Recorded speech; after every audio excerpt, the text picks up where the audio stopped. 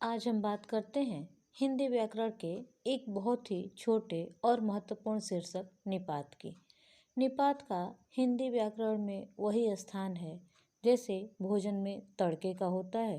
भोजन को और स्वादिष्ट बनाने के लिए और रुचिपूर्ण बनाने के लिए जैसे तड़का लगाना आवश्यक होता है, वैसे ही निपात शब्द भी होते हैं जो किसी भी बात पर अतिरिक्त भार देने के लिए इन शब्दों का प्रयोग किया जाता है। हम इसकी परिभाषा इस प्रकार कर सकते हैं कि किसी भी बात पर अतिरिक्त अतिरिक्त बल देने के लिए जिन शब्दों का प्रयोग किया जाता है उन्हें निपात कहते हैं। जैसे तक, मत, क्या, हाँ, भी, केवल, जी, नहीं, न, काश आदि। भारतवर्ष में शब्दों का प्राचीनतम वैज्ञानिक वर्गीकरण यास्क मुनि द्वारा किया गया था। उन्होंने शब्दों को 4 प्रकार के खातों में विभक्त किया था। चत्वारि पदजातानि नामाख्याते चोपसर्ग निपातश्च, अर्थात इसमें जो 4 पद हैं उस 4 पदों में जब अलग किया जाता है तो नाम, ख्यात और उपसर्ग और निपात आते हैं। आख्यात एक तरह से संज्ञा शब्दों को ही कहा जाता है। निपात ऐसा सहायक शब्द भेद है जिसमें वे शब्द आते हैं जिनके प्रायः अपने शब्दावलों संबंधी तथा वस्तुपरक अर्थ नहीं होते। यास्क ने निपात के 3 भेद किए थे। उपमार्थक निपात जैसे इव, न, चित और नुह। दूसरा है कर्मोपसंग्रहार्थक निपात जैसे न, आ, वा और ह। तीसरा है पद पूर्णार्थक निपात जैसे नूनम, खलु, ही, अथ। ये तीनों जो निपात हैं ये तीनों के तीनों संस्कृत भाषा के हैं, जिनसे अभी फिलहाल इनको बहुत विस्तार में पढ़ने की आवश्यकता नहीं है। हिंदी में निपात के 9 प्रकारों को स्वीकार किया गया है। पहला है स्वीकारात्मक निपात, जिसका पहचान चिन्ह हाँ, जी और जी हाँ होता है। ये सब निपात स्वीकृति को व्यक्त करते हैं तथा सदैव स्वीकारार्थक उत्तर के आरंभ में आते हैं। जैसे जी हाँ, मैं आगरा जा रहा हूँ।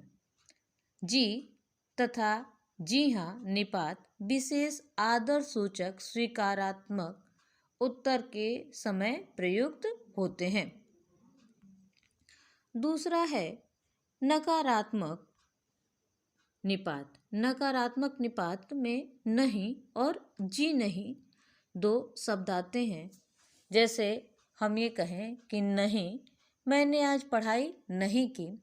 जी नहीं, मुझे यह पुस्तक पढ़नी नहीं आती। इस तरह से जो बिल्कुल नकार दिया जाए वह नकारात्मक निपात होता है। फिर तीसरा है निषेधात्मक निपात। नकारात्मक निपात में किसी काम को सीधे सीधे मना किया जाता है, जबकि निषेधात्मक निपात में मत शब्द का प्रयोग होता है। अर्थात एक तरह से यह सलाह दी जाती है कि आज आप मत जाइए अथवा मुझे अपना मुंह मत दिखाना। अगला है आदरार्थक निपात, जिसमें 2 चिन्ह होते हैं। एक होता है क्या और दूसरा न। 2 उदाहरण देखिए। क्या तुम्हें यहाँ क्या मिलता है?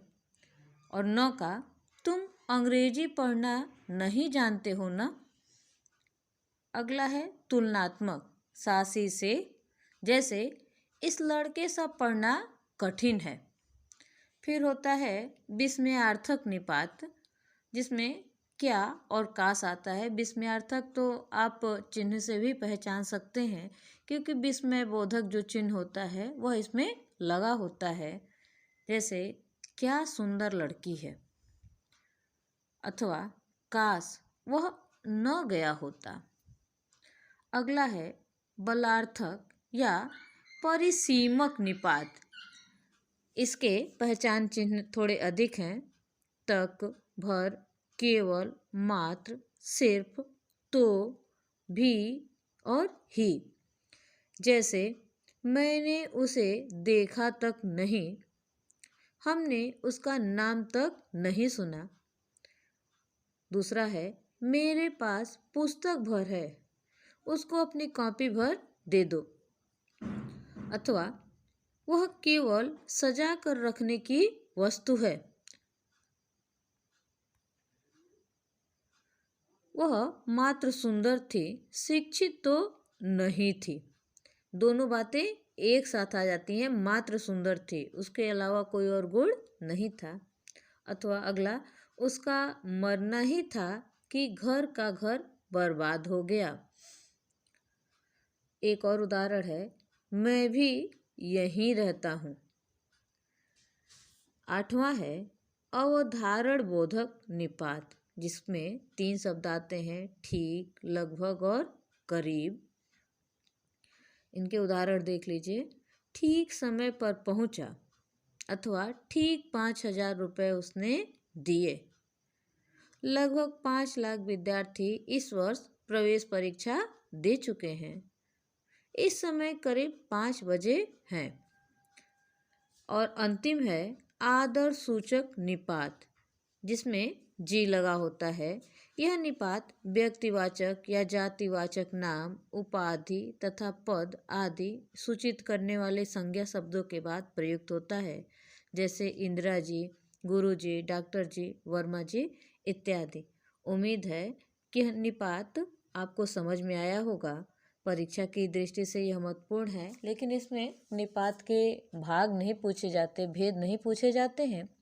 कुछ उदाहरण दिए होते हैं जिनमें आपको निपात पहचान कर चिन्ह लगाना होता है और उनका प्रयोग करके दूसरे वाक्य बनाने होते हैं।